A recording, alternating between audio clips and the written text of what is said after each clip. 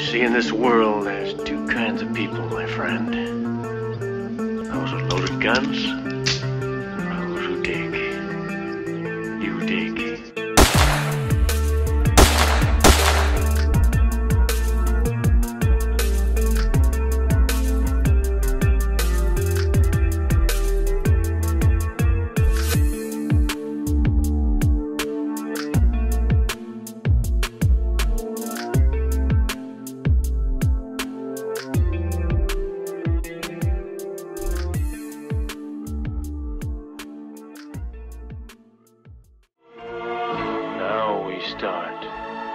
Bonjour à tous, j'espère que vous allez bien et je vous souhaite la bienvenue dans cette troisième vidéo sur le trading d'options. Dans la première vidéo, nous avions vu les généralités sur les options, où nous avions vu les trois directions de marché, et qu'est-ce qui était finalement qu'une option, et surtout la notion fondamentale entre être possesseur d'actifs et contrôleur d'actifs. La différence entre acheter et posséder, et la différence entre contrôler un sous-jacent ou contrôler une action. Dans la deuxième vidéo, nous avons vu qu'est-ce qu'était qu'une option d'achat, autrement dit un call, et comment l'utiliser et quel était son avantage.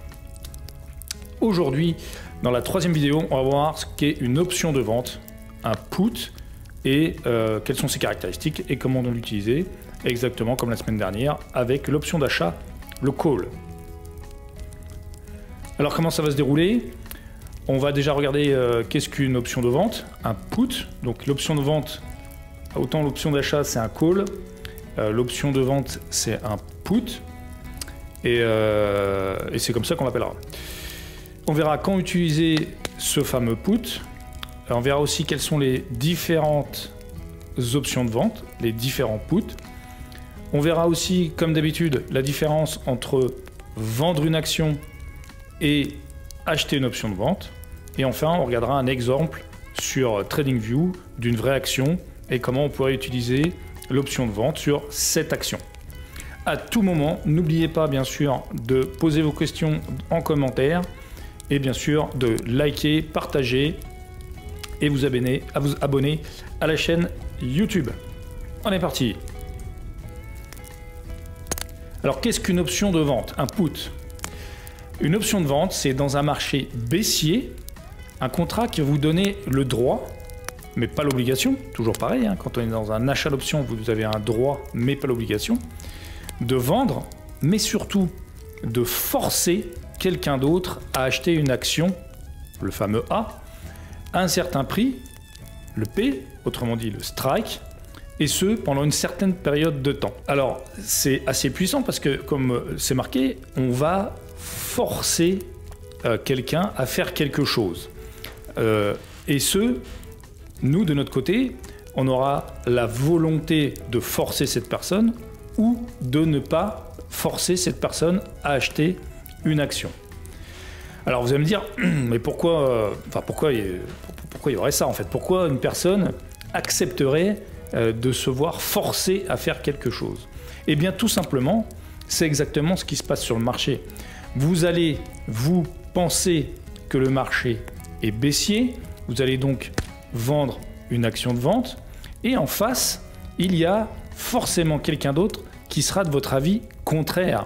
Quelqu'un d'autre qui se dira « Non, non, non, le marché n'est pas baissier, le marché est haussier, et je pense que le marché, l'action va aller vers le haut. » Du coup, pourquoi cette personne accepterait d'être forcée à faire quelque chose?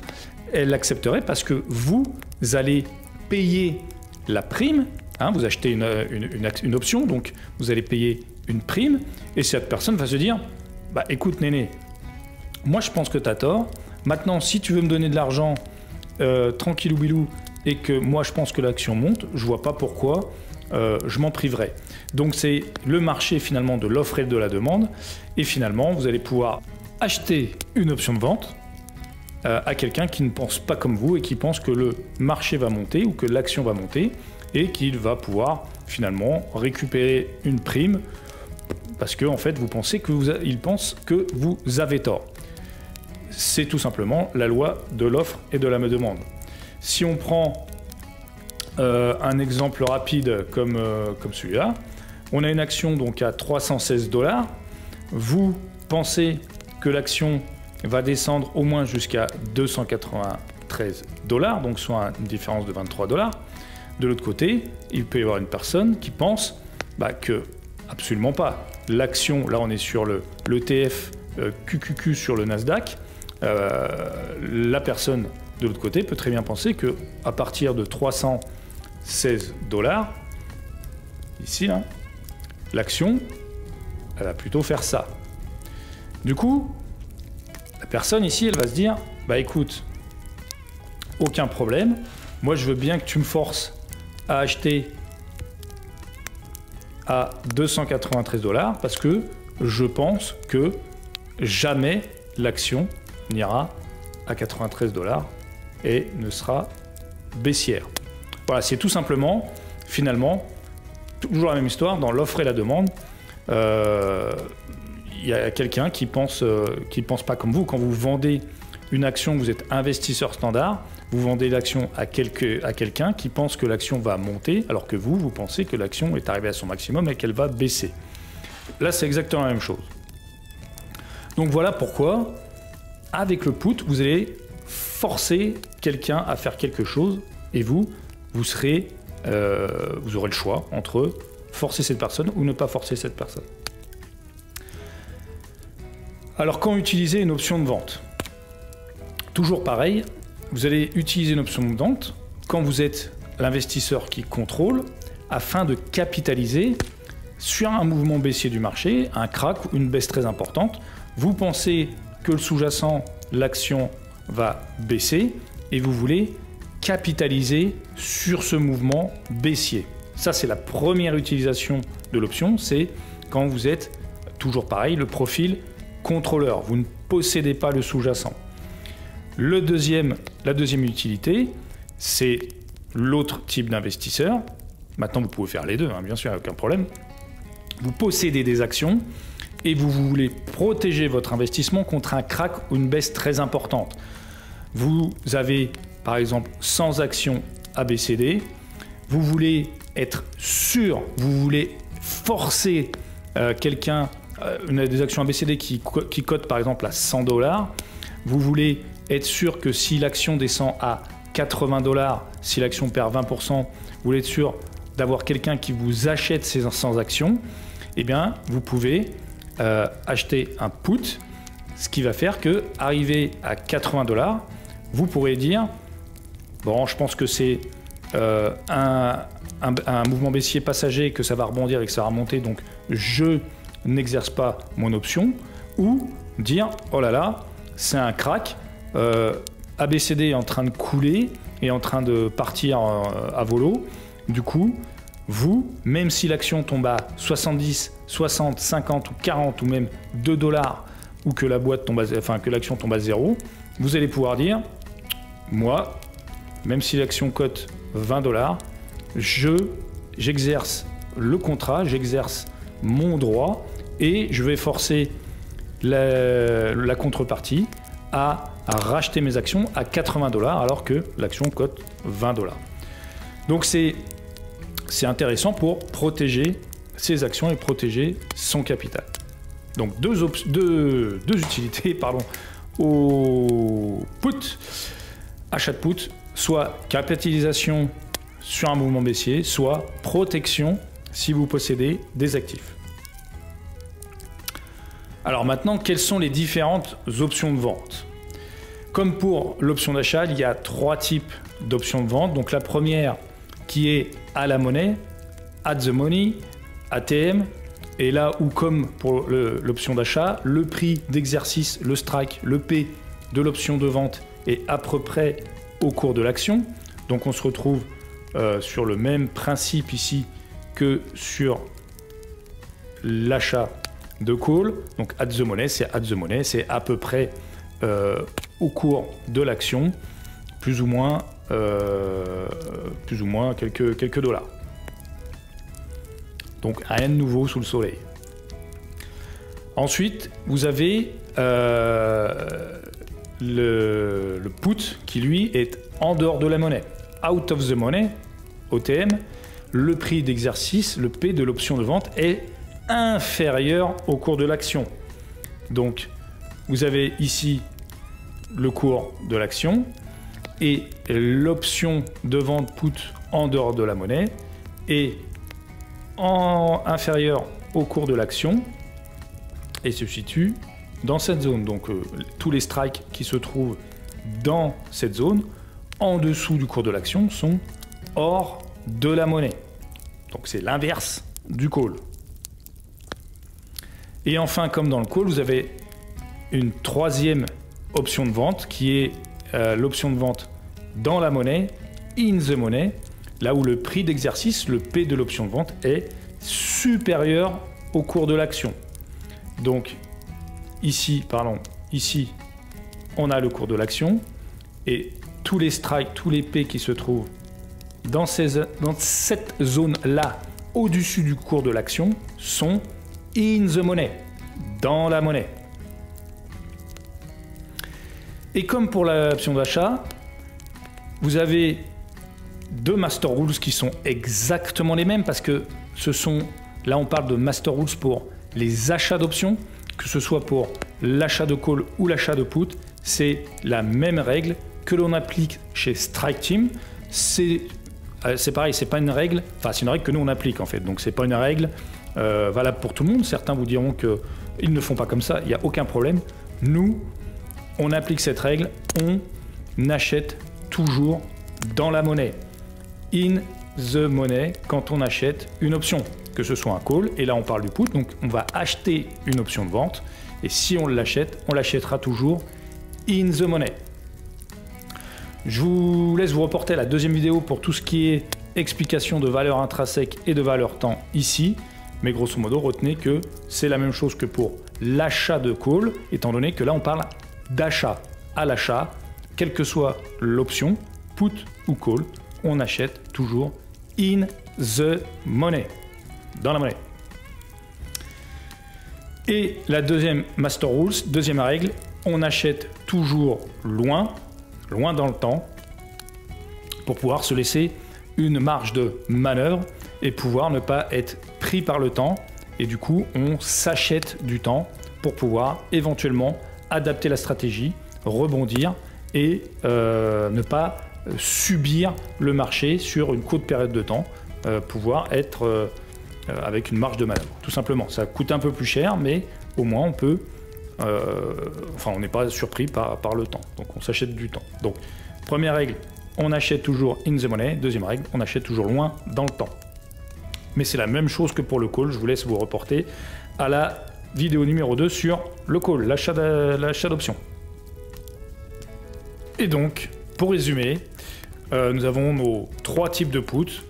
Le put avec un strike dans la monnaie, in the money, avec le prix d'exercice de l'option de vente qui est donc supérieur au cours de l'action.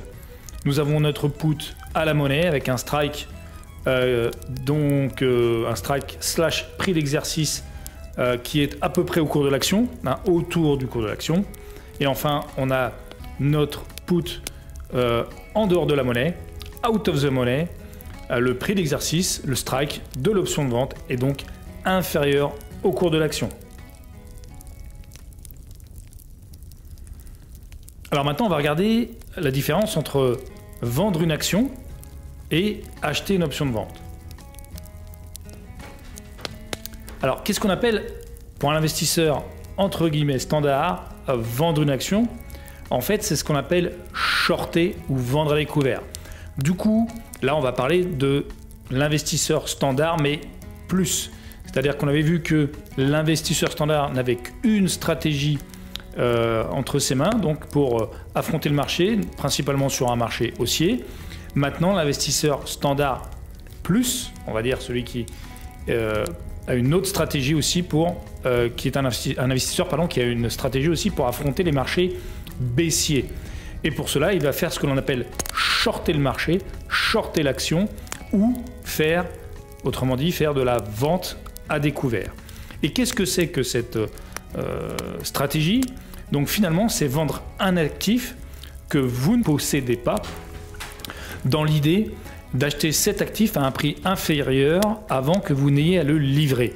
Donc vous allez vendre quelque chose que vous ne possédez pas, une action que vous ne possédez pas, un sous-jacent que vous ne possédez pas, et dans l'idée de l'acheter à un prix inférieur avant que vous n'ayez à le délivrer à la contrepartie. C'est un peu compliqué dit comme ça, mais on va regarder sur un exemple et on devrait pouvoir y voir plus clair. Donc, on va commencer par regarder qu'est-ce qui se passe sur la vente à découvert pour l'investisseur standard.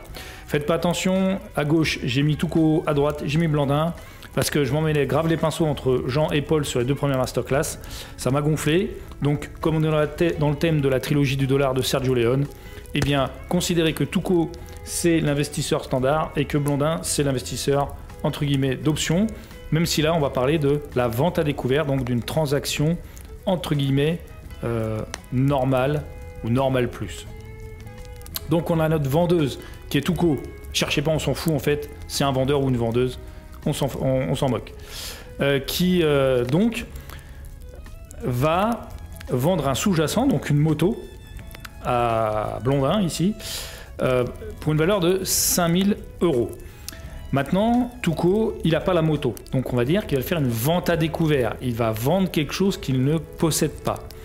Donc il va shorter la moto parce que lui, il estime que dans les 15 jours qui se séparent entre le moment où il va proposer la vente de la moto à Blandin et le moment où il devra livrer la moto, il y a 15 jours, et que dans ces 15 jours, il devrait pouvoir trouver une moto moins chère que 5000 €. Donc il pense que le sous-jacent, la valeur de cette moto, dans les 15 jours, va baisser.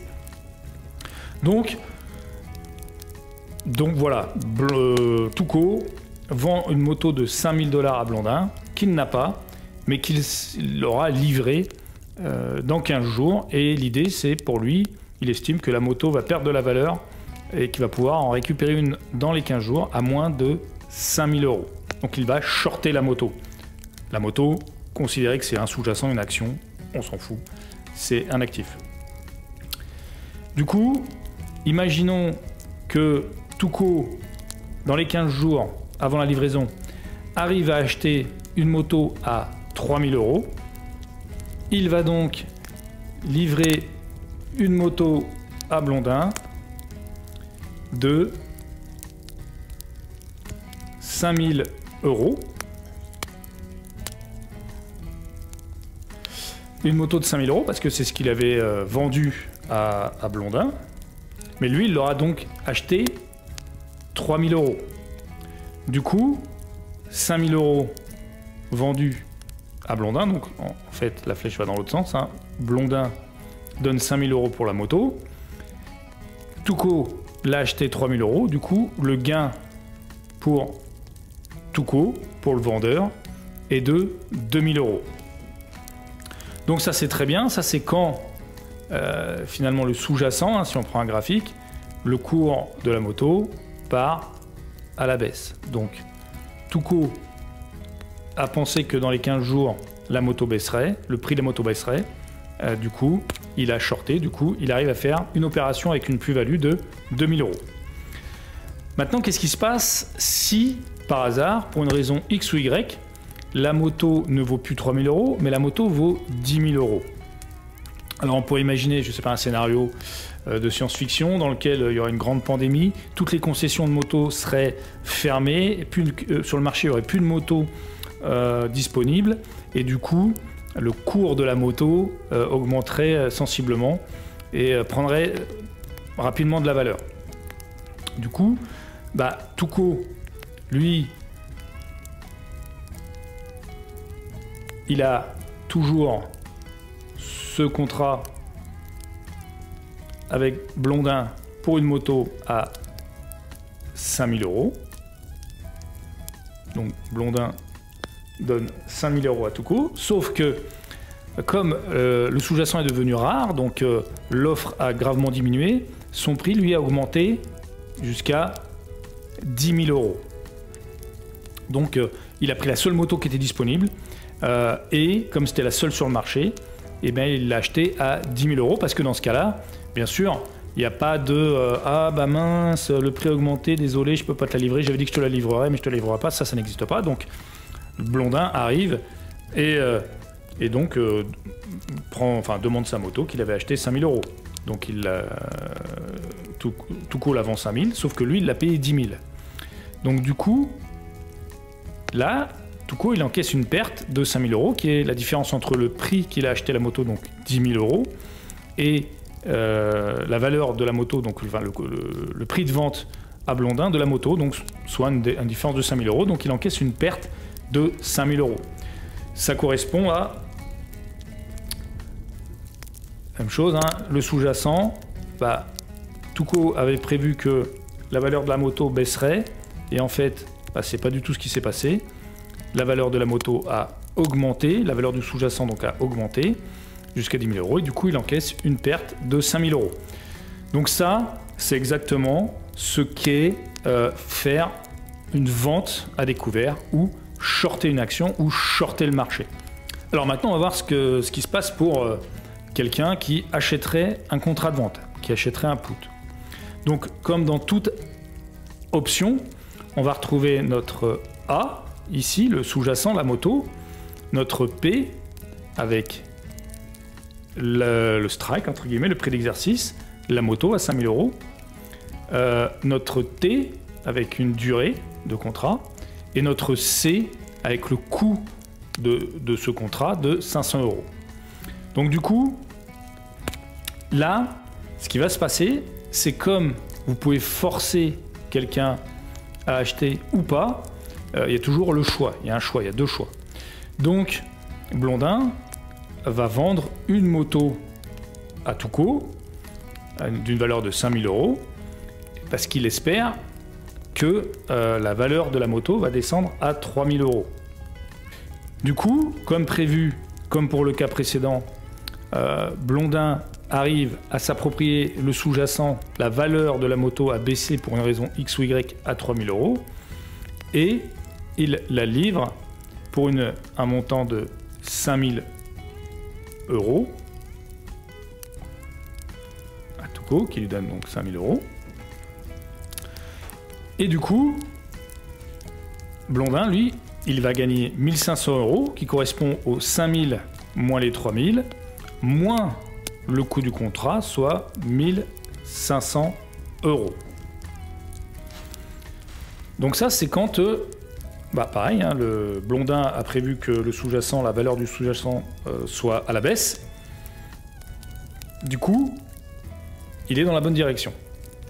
Maintenant, imaginons, même chose, tous les concessionnaires de motos ferment, le marché se réduit, l'offre se réduit drastiquement, et du coup, on se retrouve toujours avec la même moto à 5 000 €, à 10 000 €.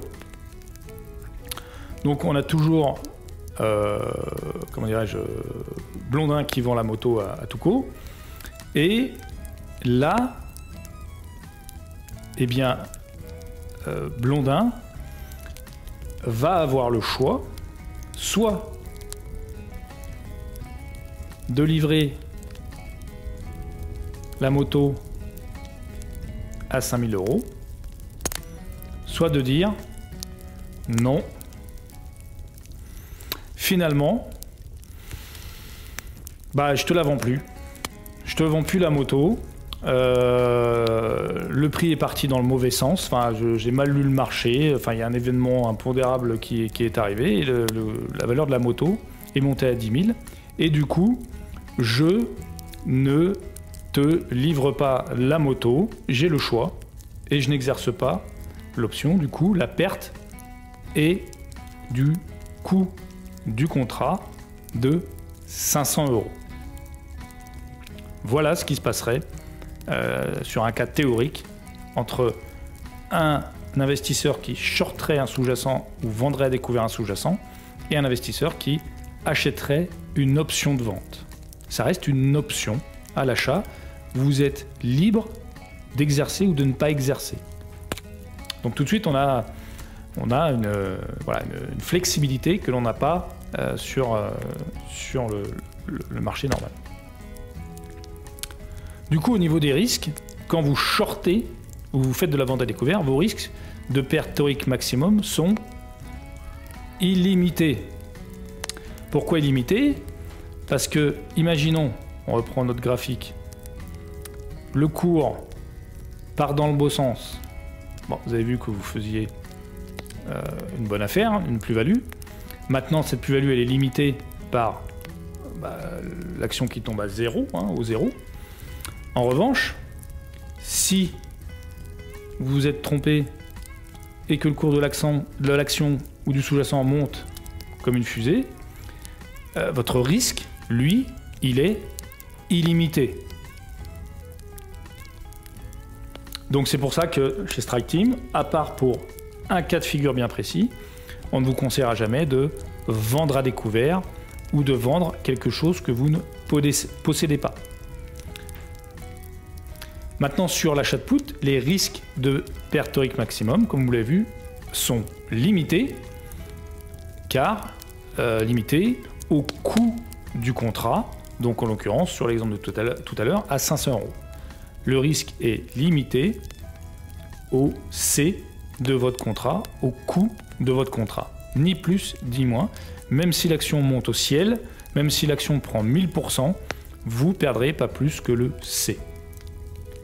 Donc on va regarder ce qui va se passer de manière théorique, toujours, entre les deux investisseurs sur la fameuse action ABCD, entre Tuco qui est un investisseur standard et Blondin qui lui va contrôler via l'achat d'un put sans action. Donc Tuco lui va shorter l'action ABCD sur un volume de 100, on compare toujours sans action face à 100 actions de chaque côté.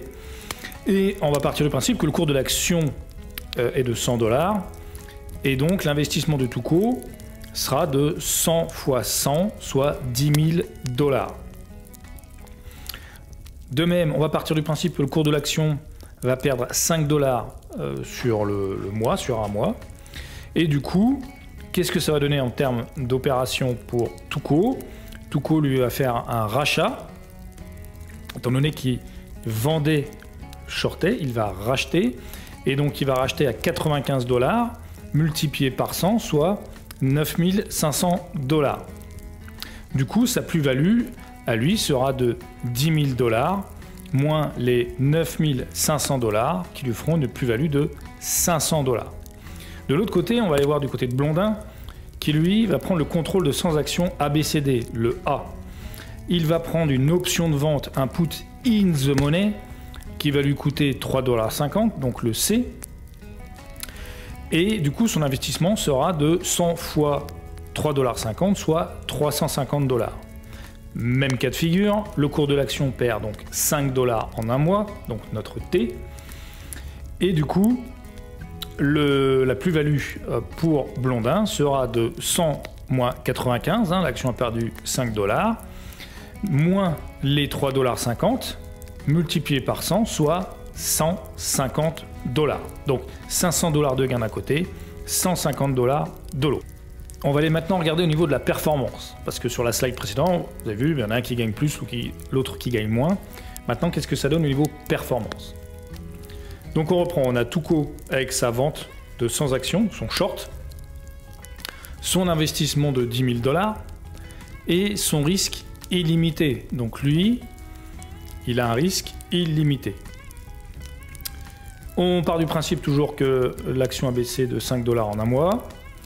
Au niveau des profits, pour Tuco, ça nous donne 500 $, c'est la slide précédente. De l'autre côté, on a Blondin avec son contrôle de 100 actions. Son investissement est de 350 $ avec un risque limité. Et son gain de 150 $. Donc du coup, au niveau des performances, ça nous donne quoi? Eh bien, Tuco, lui, a fait une performance de 5%. 500 $ sur 10 000 $. Et de toute façon, le sous-jacent, l'action ABCD, a perdu 5 $, soit 5%. S'il avait investi 100 000, 2 ou une action, sa performance aurait toujours, et sera, toujours la même, donc 5%. De l'autre côté, on a Blondin avec son investissement et son retour de 150 $ sur ses 350 $. ça nous fait un retour sur investissement, une performance de 43%.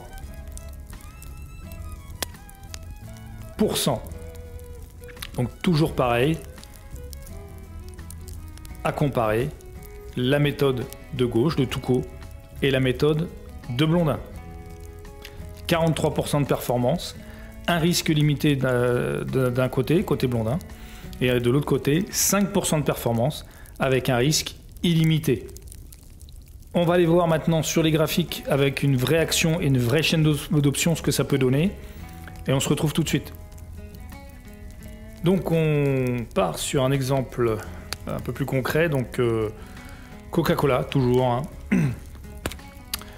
Donc l'idée de Touko et de Blondin, c'est que l'action ici arrive sur une espèce de résistance, voilà, c'est leur idée, et que l'action dans les prochains mois devrait rebondir sur cette résistance, et il y a peut-être des mauvaises news chez Coca-Cola.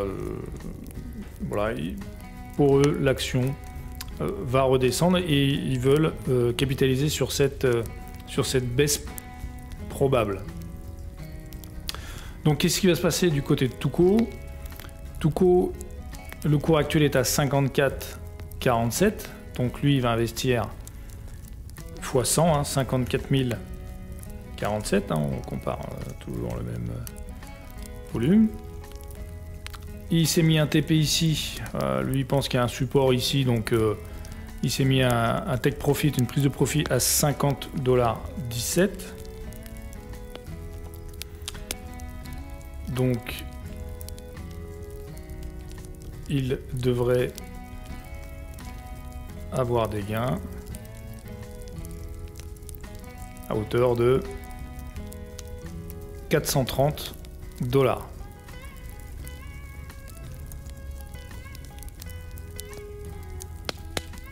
Soit une perf de 7%.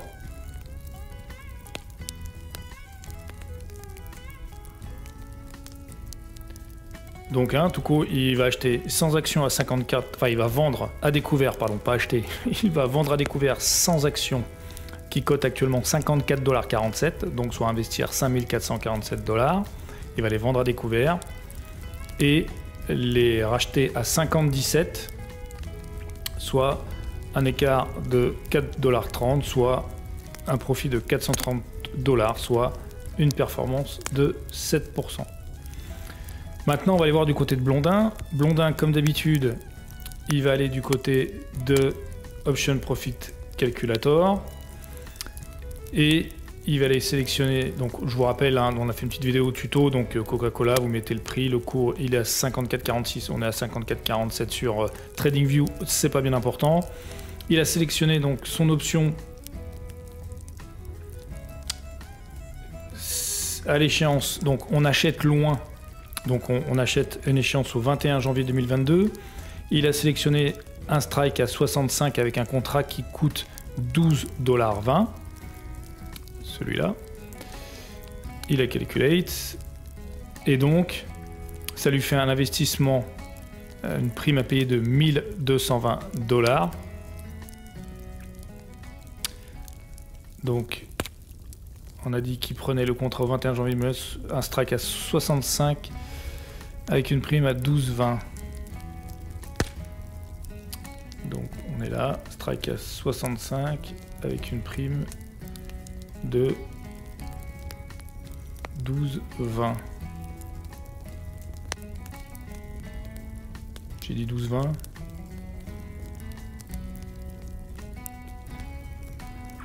On a dit 12,20. Allez, on part sur 12,20.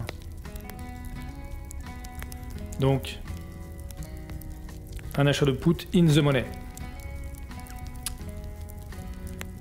12,20. Strike à 65.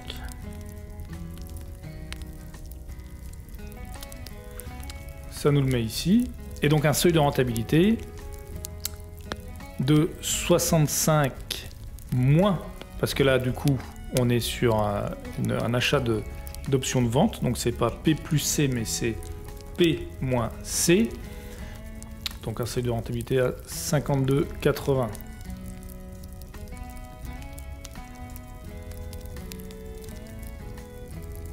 Je vais y arriver, ne vous inquiétez pas.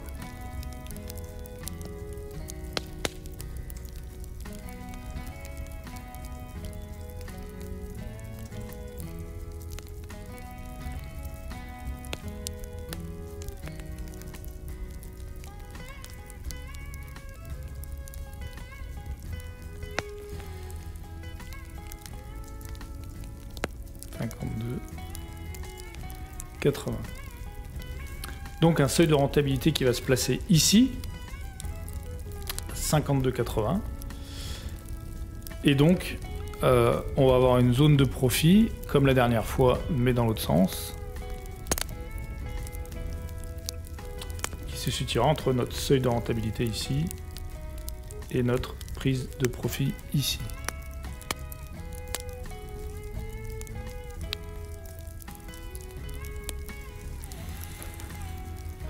Et donc,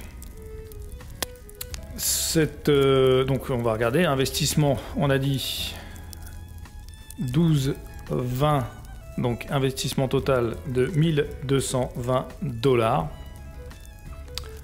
pour un gain donc de 52,80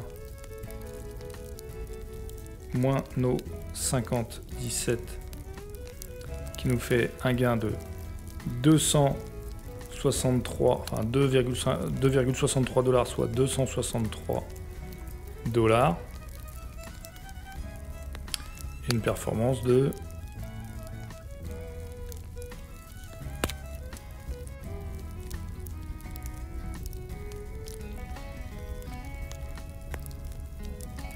21%.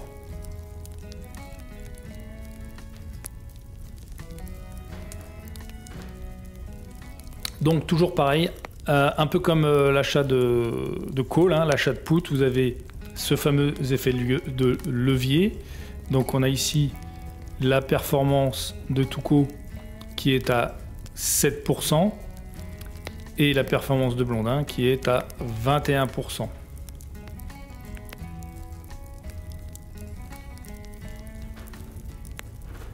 Donc voilà la différence, toujours la même, hein. Et bien sûr Tuco qui rentre avec 100 actions, 50 actions, 1 action, il aura toujours cette performance de 7%. Et pour Blondin, lui, il est avec sa performance de 21%. Donc toujours pareil, hein, ce qu'il faut comparer entre les deux, hein, ce que vous voulez faire. Vous allez mobiliser plus d'argent, donc 5447 $ à shorter avec un risque infini, là où en achetant un put, vous allez avoir plus de performance avec un risque limité. Voilà, je peux pas dire mieux. Je vous laisse réfléchir à tout ça. Je vous remercie de votre attention, merci pour votre temps et on se retrouve très bientôt. Ciao. Merci à tous pour votre temps et votre attention. N'oubliez pas que ce contenu est entièrement gratuit et si cette vidéo vous a plu, alors n'hésitez pas à vous abonner, liker et partager pour nous encourager. À très bientôt. Ciao.